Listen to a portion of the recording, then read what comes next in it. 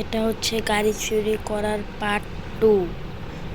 তো আমি 10 বছর পর জেল থেকে ছাড়া পেয়ে এখন যাব আমার গাড়ি কিনতে, কিন্তু গাড়ি কেনার জন্য আমার টাকা লাগবে। আমার কাছে কোনো টাকা নেই। তো এখন আমি আর গাড়ি চুরি করব না। এখন আমি যাচ্ছি আমার টাকা নিতে আমার বোনের কাছে। তো যাই।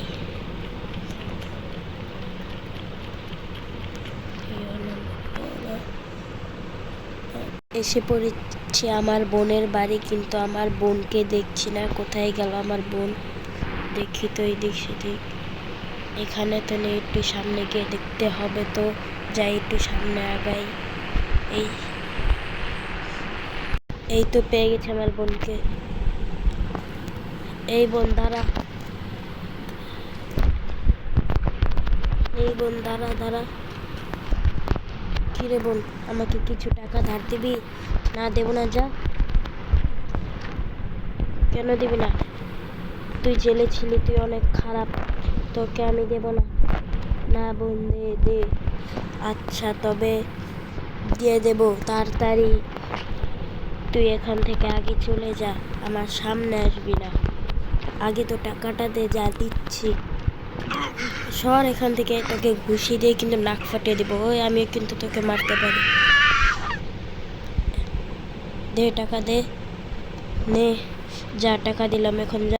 ও আমি একটি গাড়ির দোকানে আসি, তারপর এখন যাই। আমার এই গাড়িটি পছন্দ হয়েছে, এটা আমি কিনবো।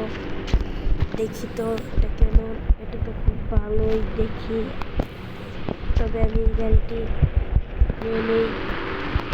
দেখি একবার চালিয়ে দেখি কেমন চলে। এটার ভিতরে দেখি তো, এটার ভিতরে তো খুব সুন্দর। ও এটা নিয়ে খুব ভালো লাগে নিলে। তো এখন যাই চালাতে।